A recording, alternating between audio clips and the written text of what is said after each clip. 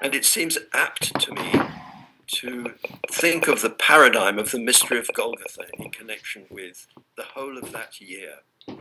Something of the original Easter Friday mood lived in the fire, lived in those who witnessed the fire, and indeed lives in those who try to contemplate the significance of that fire. The whole of the year 1923, with all the pain and difficulties and trials and challenges that Rudolf Steiner faced, is so akin for me to the events that we can find described connected with Holy Saturday. And then maybe we're allowed to think of the Christmas Foundation Conference as having something of the resurrection quality of the original Mystery of Golgotha Sunday. And I think at once I need to add then this. The mystery of Golgotha happened 2,000 years ago, but the significance of it, the fulfillment of it, the real meaning that it may have lies far in the future and depends actually not on what Christ did and gave us, but on what we do with that. And I hope you'll allow me to suggest that we can think of the Christmas Foundation Conference in that context as well. The conference took place a year ago. Historically, it's something that happened. But I think it's also true to say that the significance, the potential, the true meaning of Rudolf Steiner's deed 100 years ago, the true significance of that is something also that lies in the future and depends now on what we manage to do with what Rudolf Steiner did and what he gave us.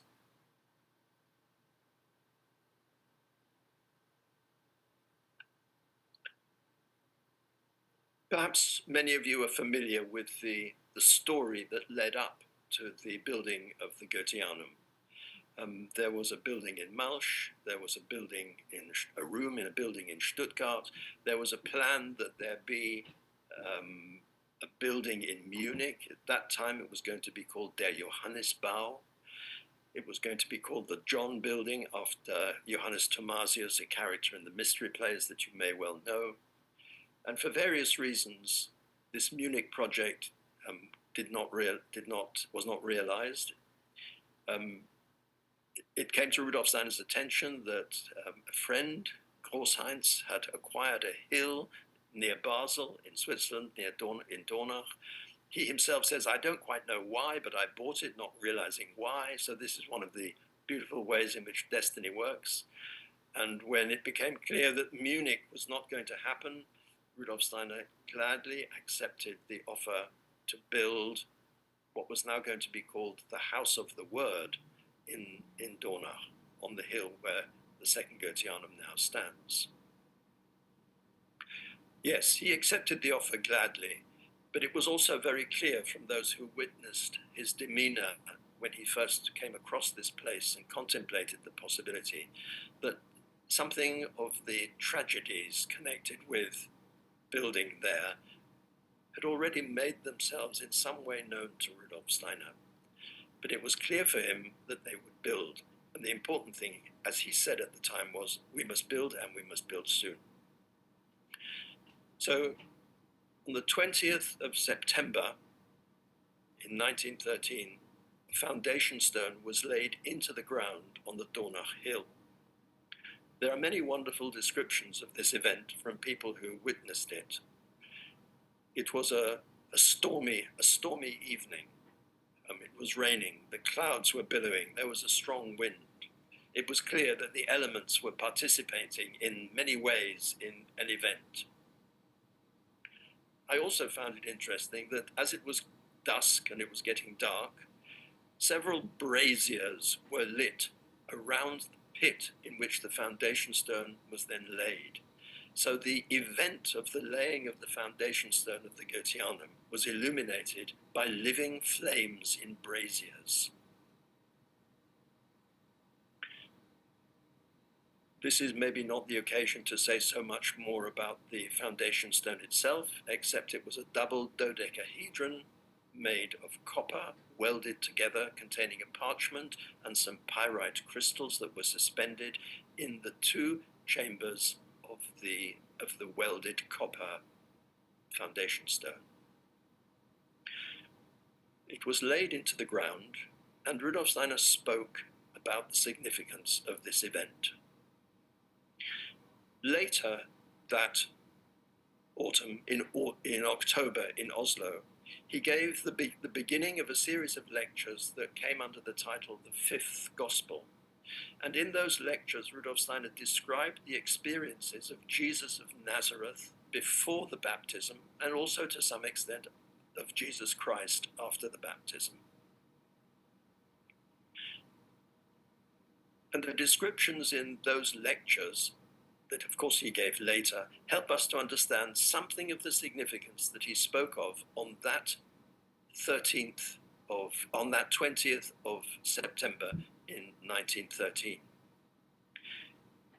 He characterized very clearly and very starkly that the world was in a state of having separated itself somehow from any spiritual culture, that there was a deep hunger and longing amongst people at that time in the 1920s, and in the 1913, at the beginning of that century, there was a deep longing, a thirst and a yearning for the spiritual life that had become very barren and arid at that time.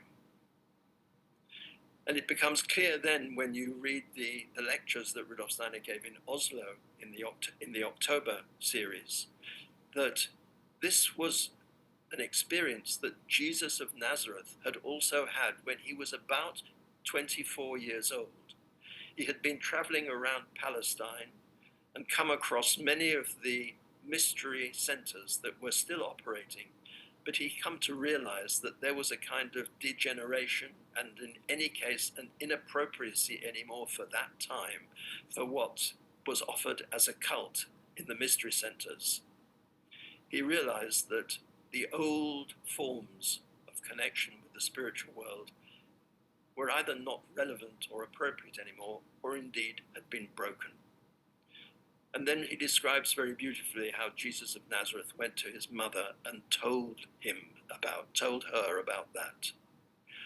But part of the experience that Jesus of Nazareth had had when he realized that the cults and the mystery centers of that time were no longer offering the spiritual nourishment that people yearned for.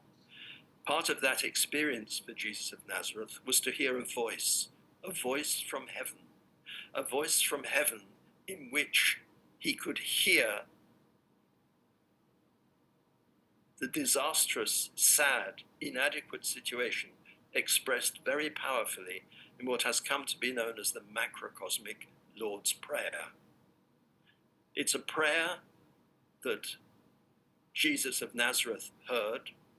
He heard it from the heavens, and it was a prayer which lamented the fact that evil was everywhere on hand, that people had separated not only from the gods, but also from each other, imbued, as it were, with guilt around each other, that people no longer remembered the names of the divinities, and that in the daily bread there was nothing but grief. You can find the exact words of this macrocosmic Lord's Prayer in the lecture cycle From Jesus to Christ. And this made a profound effect on Jesus of Nazareth, hearing from the cosmos a confirmation of what he himself perceived, that there had been a terrible separation and a godlessness on earth around him. And after the baptism, when Jesus Christ is now beginning the 3 years of his work, Jesus Christ has a profound experience. And he realizes that it is now not his task to remind people of the voices that they once heard from the spiritual world. It's not his task to bring again that which had flowed from the spiritual world to humanity. But he realized that his task was now to begin something that could be offered from human souls to the cosmos. And it is in that context that Jesus Christ then gives what we know today as the Lord's Prayer. And the Lord's Prayer, our Father who art in heaven, the Lord's Prayer is a wonderful metamorphosis of the macrocosmic Lord's Prayer that Jesus of Nazareth had heard when he was 24. And now, after the baptism, Jesus Christ is able to transform into a prayer that Christ invites us to engage in, to pray if we want to speak to the Father. It's a prayer that is addressed to the Father, our Father who art in heaven. And Rudolf Steiner spoke the powerful words of the macrocosmic Lord's Prayer. And I think it's right to assume that probably nobody there knew that he was going to say anything like that. And when they heard it, I don't think they knew what it was. Already on that 20th of September, 1913, he spoke about the four Gospels and the need for there to be a fifth one. And he spoke about the macrocosmic Lord's Prayer in that context. But it's also clear from the people who were there that they didn't entirely expect on that occasion what he was going to say.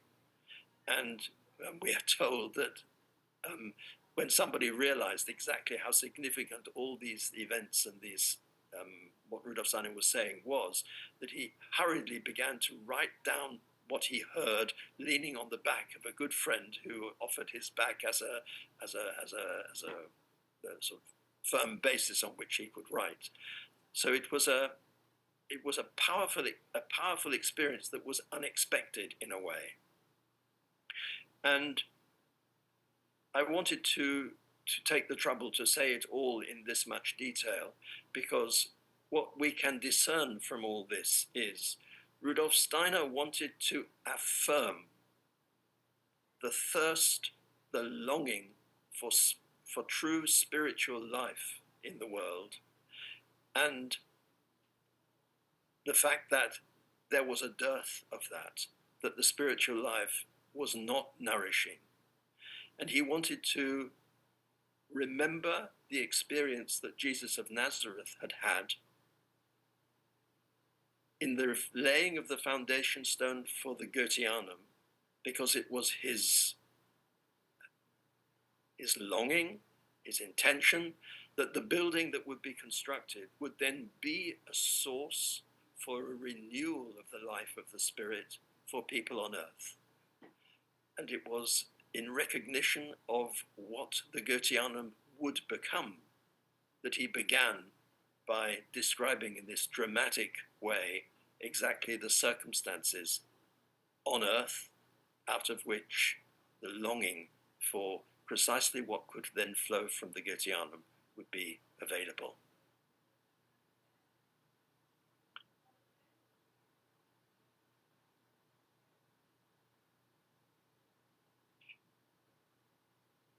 I think many of you will be familiar with pictures of the Goetheanum. It was a double-domed building. It has to be said that the building in Munich had also been planned as a double-domed building, but it had never been built. So what was built in Dornach as a double-domed building was a first, and it was an architectural challenge. Rudolf Steiner was not a trained architect. He was convinced that it was possible, and he persuaded the architects concerned to find a way in which it would be possible to construct a building that was made of two domes that intersected, a smaller dome that would be then over the stage, and the larger dome that would then be the auditorium.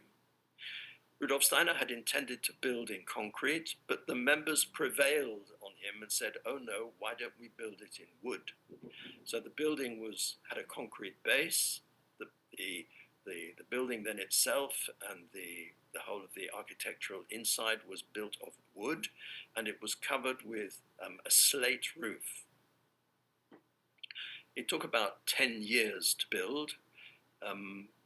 At the same time as the building was being constructed, Rudolf Steiner was working with the English sculptor Edith Marion on a representation of, of the representative of humanity as he walks forward, as he strides forward, holding the balance between those forces that want to deflect him one way or another. So again, I think many of you will be familiar with this wooden sculpture known as the representative of humanity, the Christ being between the figures of Lucifer and Ahriman.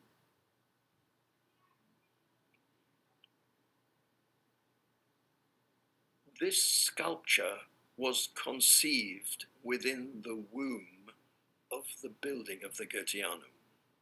But in a sense, it was an ectopic pregnancy, because although it was very clear from the beginning that this sculpture would have the significant place at the east end of the stage, at the back of the stage, the sculpture was conceived to be placed there, and the architecture of the building was conceived with the understanding that this sculpture of the representative of humanity would be, in a way, the crowning glory of the small dome, and indeed of the small space, the stage space, and indeed of the whole building. And it is quite an extraordinary thing that this sculpture never found its way into the building. There was a time around about 1920 when some of the workers asked Edith Marion particularly, but I think also Rudolf Steiner, well, our building is not yet finished and your sculpture is not yet finished, but why don't you bring the unfinished sculpture into the unfinished building and we can all complete this work together? Because after all, is the sculpture not intended to be in the building? And I think it was Edith Marion who responded to the request from the workers, and she gently suggested that this was not the right time for that. And I think you will know that on New Year's Eve of 1922, the still almost finished but not yet consecrated building was destroyed by fire. The sculpture had not been placed in the building and therefore was saved. It was in the carpenter's workshop a little further up the hill.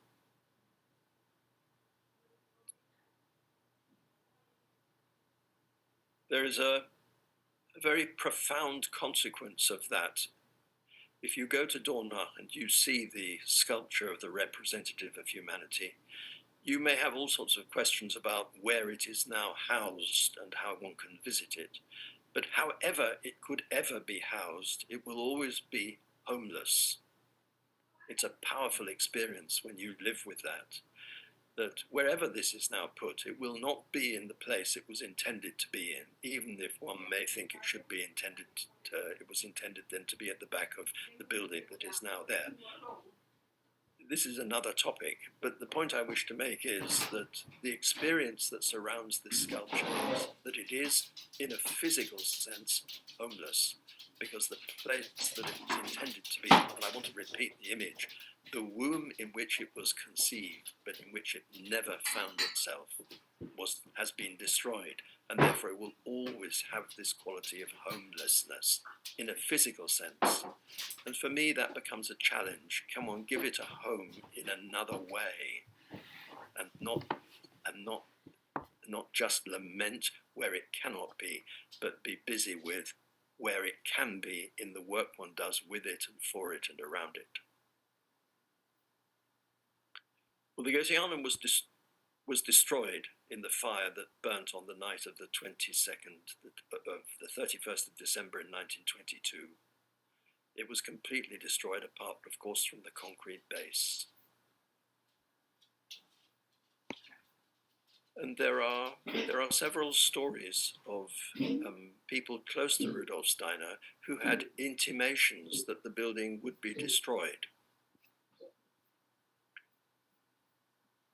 Two people particularly had a dream in which the Goetheanum was seen to burn. And they went to Rudolf Steiner and said, we dreamt that the Goetheanum would burn. And this was long before the fire itself. And his response was, yes, I know. Please don't speak about this to others. And maybe the question then arises, if Rudolf Steiner knew that the building would burn, why did he not do something to prevent that? Why did he not do more to prevent that? Why did he continue to build in wood? Why were not more fire precautions taken? And it's a theme that I think belongs to our topic this evening, because I would like to try and explain it, to describe it in this way. One could say that the content of occult science, architecture, sculpture, painting, and the colored glass windows, all of those plastic arts were part of the building. And if you imagine then that on the stage there might be the spoken word, there might be a concert, there might be drama, there would be eurythmy, there would be the mystery dramas, and in the whole experience of this building, the seventh art would also be a potential, the social art. So this building of architecture, sculpture, and painting, in which then the performing arts of eurythmy, of drama, a spoken lecture, and the social art could all be practiced together. This building was an integral artistic expression of anthroposophy. And that is something quite profound, that there would be a complete artistic expression of the content of anthroposophy as art. And the significance of these spiritual impulses incarnating into the plastic and performing arts, the spiritual significance of the fact that this happened does not depend on how long the building then endures. This may be a hard thing for you to hear. It's not an easy thing to say. But if you follow me, perhaps you can understand that nothing on earth will last forever anyway. The significance of what incarnates does not depend on how long it lives, but on the fact that the mineral substances have borne the traces of the spiritual creative act undertaken by human beings. So think of the concrete, the wood, the glass, the slate, the people who worked there. Everything was transformed. The mineral substances were transformed by the fact that people incarnated into this mineral substance the inspirations they have out of the spiritual world of the art that expressed. No, mi amor, primero tengo que hacer espacio y quitar esa mesa de acá. No, voy a mandarle la cosa a este niño. At it, contemplate it, deepen their relationship to it. Of course. But the prime significance of such an artistic reality is that it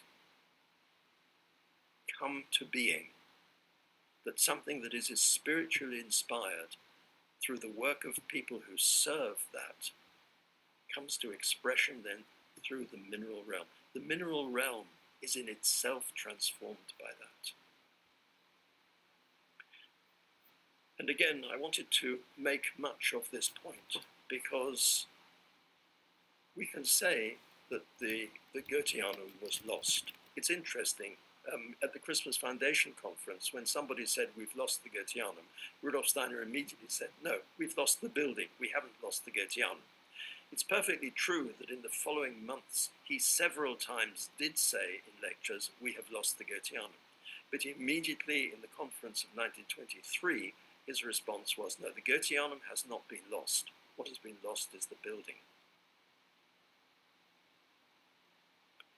And what I would like to try to develop now is a description of how that which lived in the Goetheanum, in the sense perceptible mineral realm as an artistic reality, then became something that now lives in the foundation stone meditation, so that I can justify the title this evening, "The House of the Word Becomes the Word."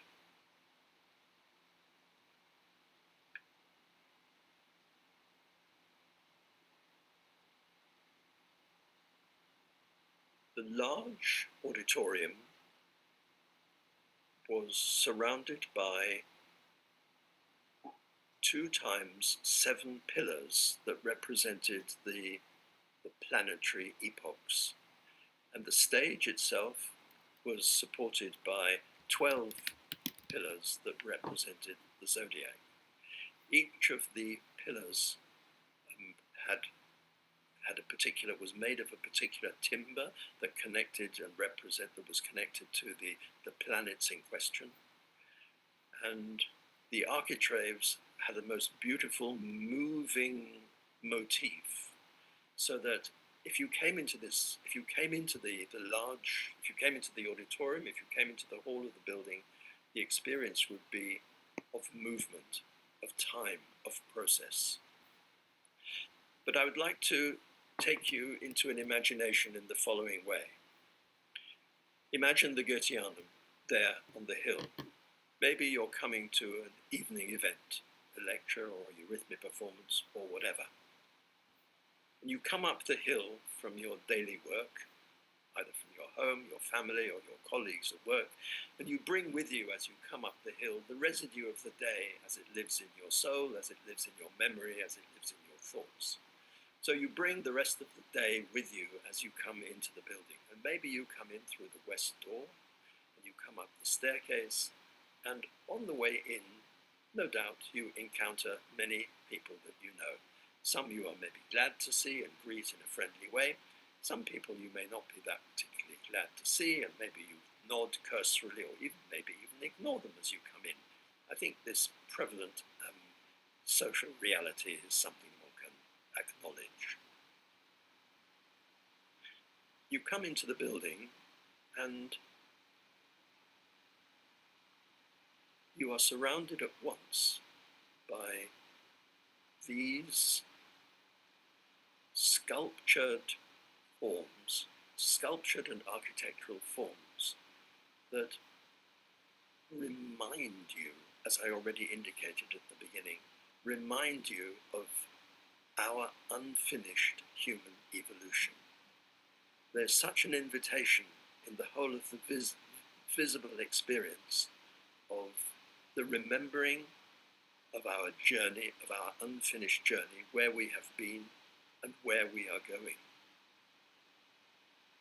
And your limbs carry you into this building. And the first experience of that might well have been, gosh, this is like the womb out of which I know I have been born. I have been born out of this divine cosmic reality that now surrounds me in the architecture, the sculpture, and the painting on the ceilings, and maybe something of the light still comes through the windows. And if I then take my place in the auditorium, I have become still, but the movement in the architecture and in the sculpture and in the painting, the movement that I'm surrounded by in the art carries my attention forwards towards the stage. And whatever it is that I've come for that evening then unfolds in time on the stage in front of me, whether it's a lecture or a performance or a concert. So I experience the space in which my limbs have carried me, into which my limbs have carried me, and I experience the time that is expressed spatially, and then I experience the real time of what it is that I am shown, what I've come to witness and observe on the stage. And whatever it is that is happening on the stage, it happens in front of course this never happened, but ideally it would take place in front of the sculpture of the representative of humanity, who's not hanging on a cross, who's not standing in an Orontes gesture, but who is striding forward in the active engagement with those forces that have the task to challenge our progress so that our progress can become stronger. So whatever it is that I see taking place on the stage, I see in the context of the greater meaning that all our human striving has in the light of the mystery of Golgotha.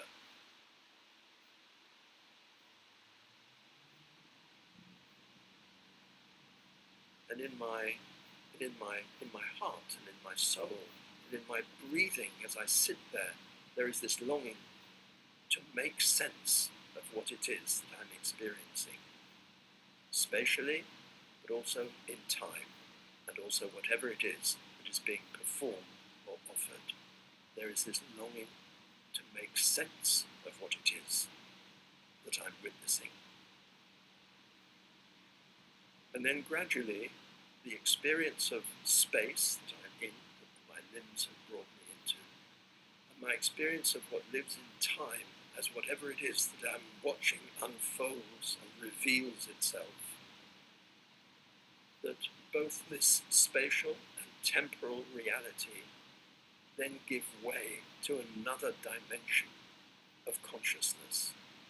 I can begin to think beyond the space and beyond the time that I am in. I can begin to think and allow my receptive thinking to be blessed by something that comes from the spiritual world and endows my experience with meaning. And at such moments, I feel entirely free. Remember the beautiful description in chapter 9 of the Philosophy of Freedom, where Rudolf Steiner describes that we're actually freedom. He's not interested in freedom of choice there, we can do whatever we like. The freedom that he's talking about there is nothing impedes you from a direct connection with your deepest destiny intentions. You are free when you do that which lives as your deepest, highest, noblest, most human intentions. So that freedom there is a freedom from anything that interferes in your connection. Say with your own destiny, with your angel, with your karma, with the spiritual dimension of the situation you are in. And it may well be that at such moments, sitting in the space and experiencing the time, that intuitive grasp of what it means and what it then fires your will to do becomes part of the experience in the house of the word. When the performance is over, you get up. And if you've come in by the west entrance, you've been facing the east, the stage, if you come in, and coming in, you haven't had to turn around. You come in, you face the stage, and you take your place. You've never needed to turn around. You might have turned around, but you haven't needed to. But in order to go out now, you have to turn around. You wouldn't walk backwards through the door you came in. And I'm interested in this turning. You've been sitting. You stand up, and you now turn. You turn and you face the west entrance that you came in. I know there were other entrances and exits. You might have taken the lateral entrance and the lateral exit. But for the purposes of this imagination, please allow me to continue on the assumption that you came in through the west door and now you want to leave through the west door. So you stand up and you turn round. A small physical gesture, a small bodily reality. But I want to suggest it's not that small, because in that turning round and getting ready to leave, behind you now there is this figure of the representative of humanity behind you. What is the right word now? Impelling is the wrong word. Inspiring is the wrong word. Living, that's also the wrong word. What can we say? Behind you is an image of the human being that we are not yet, progressing forwards as a reminder, as an invitation, as an encouragement to leave with the consciousness of that which I have seen and participated in, and that immense goodness and love behind me as I now leave. And now as you leave, you again encounter all the people, or some of them, that you met coming in. And if it's been a significant experience for the last hour or two, if you realize that together with these, at least for the last couple of hours, destiny companions of yours, if it's been a significant experience, then maybe there is a different quality to the acknowledgement that you offer them as you leave. They may be people that you know and like, and there may be people that you have difficulty with, but if you take seriously the fact that for the last couple of hours you've shared the opportunity to engage in the same spiritual substance, however differently you may be doing so, maybe you're inclined to greet those people whom you were not so happy to greet at the beginning, now with a different acknowledgement of having been sisters and brothers together over this shared event. You now go out into the world and back to your home, wherever it is that you're going to. And I wanted to characterize that imagination in this way, because if you're familiar with the Foundation Stone meditation, maybe you will recognize that many of the gestures that I tried to describe in connection with an imagined experience in the building are actually given to us again in the imaginations of the Foundation Stone meditation. We're asked to recognize that our limbs bring us into a space, and we are encouraged to remember. We're encouraged also to practice spirit sensing. I really like that translation, Übergeist besinnen. There are other translations, but the beauty of the word sensing, like the word besinnen in German, carries both the meaning of having an impression, a sense impression, Sinn, and also the meaning of meaning, because it's also a beautiful aspect of Rudolf Steiner's philosophy of freedom, that we never have a sense impression without longing to know what it means. They're two sides of the same coin. So if we talk about practice spirit sensing, it's to make sense of what our senses mediate to us. And that is a process that takes place in time, that is connected with the beat of heart and lung as we participate, not passively but receptively, in whatever it is that is shown to us there. And the practice spirit remembering is very much a spatial experience that takes place in the realm of the Father God, the space. The making sense is a process that lives in time, and time is the dimension where the Son God, where Christ reigns. And the third part of the Foundation Stone meditation that can be characterized with this invitation to practice spirit beholding is then not necessarily just the beholding of what is sense perceptible, but Übergeist erschauen. The air is beautiful because it gives this energy into the looking. And it's not a receptive looking, it's an active looking.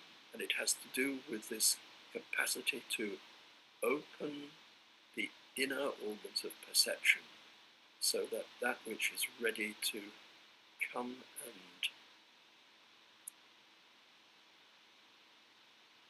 and endow your understanding with what comes from the spiritual world can be received. But it doesn't stop there, because in that third part, what we are given, the verb in German is schenken, What we are given is something that we take through a metamorphic process and then offer up. And now the verb is not schenken, but it's erbitten. We are asking to be able to give something that comes as a result of that active, receptive, active dynamic that we experience through the thinking. And the fourth part of the Foundation Stone meditation begins with at the turning point of time. You remember that the Genesis begins with, in the beginning, God created the heavens and the earth. The opening of the John Gospel is, in the beginning was the Word. The fourth part of the Foundation Stone meditation begins at the turning point of time. And somehow I'm always teased by that, to think, do I actually know any beginnings and ends that are not really turning points? And this turning point of time in the fourth part is an invitation, first of all, to remember what happened at the mystery of Golgotha. The shepherds and the kings are specifically mentioned, so we think of the Christmas and the Bethlehem events.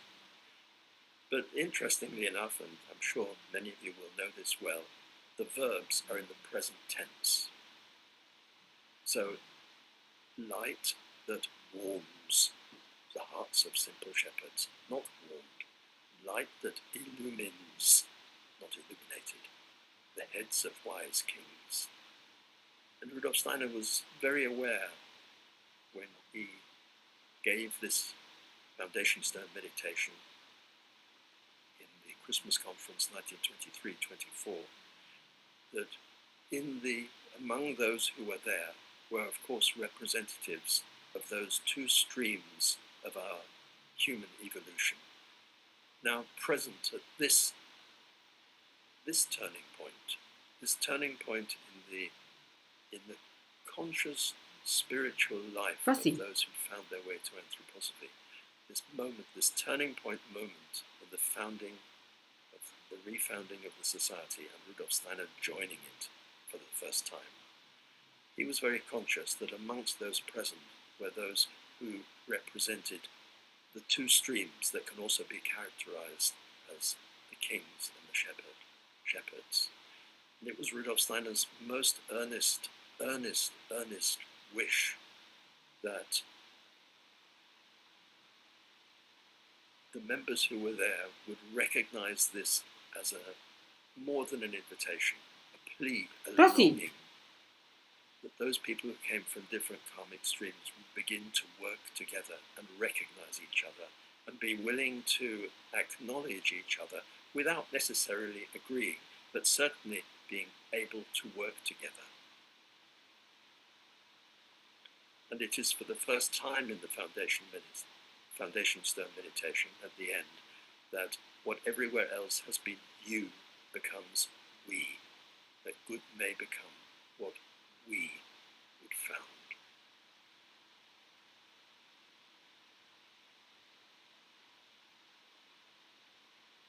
Andrew, are you there? Of course, I'm here. Hi. I'm asking for guidance about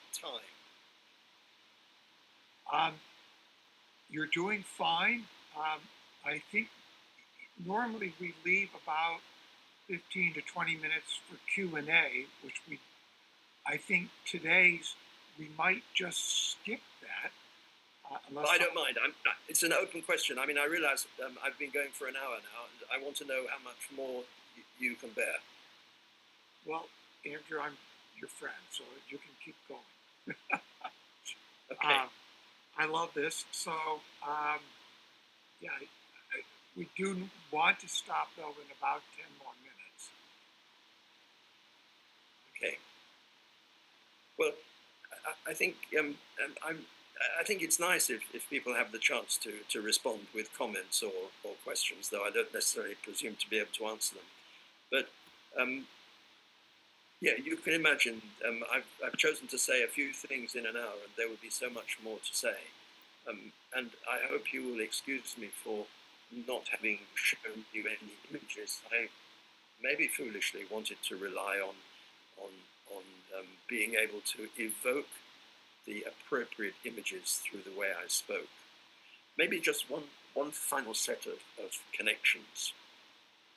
In the macrocosmic Lord's Prayer, Jesus of Nazareth hears the voice speaking out of the cosmos. Rudolf Steiner gives it a name. He calls it the Bath Call, the voice of the daughters. In the Lord's Prayer, Christ invites us to address the Father. So Jesus of Nazareth hears the voice out of the cosmos. Then Jesus Christ transforms that into the voice of the individual who addresses the Father. In the Goetheanum, the Christ was present, of course, in many ways, but visibly in the sculpture of the representative of humanity. And in the Foundation Stone meditation, Christ takes the central place in the second of the three first parts of the meditation. And in the Foundation Stone meditation, Rudolf Steiner transforms the well-known Rosicrucian sayings of ex Deo nascimur, in Christo morimur, per Spiritum Sanctum reviviscimus. He speaks them in this Latin way on the 25th of December and on the other days. But later, when he publishes the Foundation Stone meditation, he doesn't use those Latin Rosicrucian sayings. He doesn't translate them. Then it goes through a metamorphosis, and he speaks in German sentences that evoke that content, but in a very different way, grammatically and contextually. In the Latin, it's always we. We are born, we die, we are revived. In the German that Rudolf Steiner then uses, it's described as an objective thing that happens to us. You are listening to Rudolf. And you may also know that the way in which he gave the Foundation Stone meditation on the 25th of December, and then in the following days, again through their rhythms, he changes the words sometimes. And the way in which the Foundation Stone meditation has come down to us is also full of uncertainties about what are the right words, what are the correct words, which is the right way of saying this for a eurythmy performance or as an individual meditation. And I find it so beautiful that there's no answer to that. That's such an expression of not just freedom, but trust in freedom. Because if you find your own relationship to the Foundation Stone meditation, and you engage with it earnestly, meditatively, whatever version you use will be an expression of something to do with how you encountered it or your own biography. But whatever that may be, the earnest engagement with this portal, with this instrument, Así. will lead you to whatever your relationship with the content is. So again, just to rehearse the point that I made at the beginning, the Goetheanum was not a temple. It was an instrument by means of which a connection could either be newly made or renewed. A connection with the spiritual world out of which we come, and with which we have an inalienable connection. And in the same way, the Foundation Stone meditation is not the foundation stone, but it's an instrument by means of which we can develop, strengthen, renew, remember, affirm what Rudolf Steiner calls an attitude to the whole of life that is permeated by anthroposophy. And I find it very beautiful that the significance of the building did not depend on its enduring physically. Sad and tragic though that certainly was, I in no way wish to minimize the significance and the tragedy of the fire. But it would be a greater tragedy if that was the only aspect that we focused on. And similarly for the foundation stone meditation, it is a means by which we can find a relationship to anthroposophy. It is not, the foundation stone meditation is not the source of that activity. It's the guide to that activity. It's the portal, it's the instrument by which our connection to the imperishable spiritual substance can be found, refound, strengthened, celebrated, and lived. Thank you. Thank you. Wow. Thank you so much. We share our names, but and I think we share an awful lot of what you brought too. I think we can take, or although I almost feel like we shouldn't take any questions, just leave it at this. But if anybody feels very strongly that they have some question that they want to ask, I think we can take that at this moment. And to do that, on the bottom, there's a icon, raise hand. And if you click that, I can recognize you. But yeah, Andrew, this has been quite a special hour that we got to share with you. And yeah, and others are also expressing their gratitude. So yeah, as we come up to this 100th commemoration, there's so much one can do in preparation by taking up this foundation stone meditation and working with it between now and then, and hopefully a lot. So yeah, thank you all for your comments coming in. You know, Andrew, you've spoken to us from your heart like a Renaissance artist. I'm very happy we got to share this hour with you. So it's your evening. Let me just see what happened in the Q&A here. Yeah, somebody asked, could you say anything more about the three sisters? The three sisters. That's what they wrote. I don't think I spoke about three sisters. No, I mean, I'm not quite sure what the question refers to, but it's important for me to affirm again and again that there's a sisterly and brotherly relationship as between us, and maybe I didn't articulate that clearly enough. Is that the only question? Yes, I think so.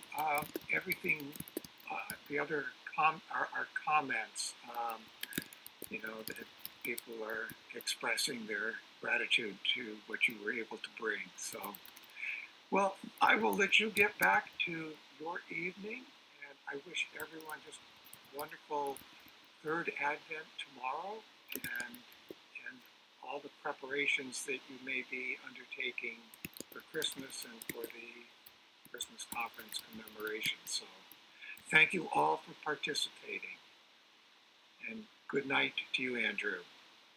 Thank you very much, Andrew, and thank you all for attending to this, and I hope it may lead to something fruitful in your inner life in relationship to these phenomena. Thank you. Bye now. Thank you, Andrew.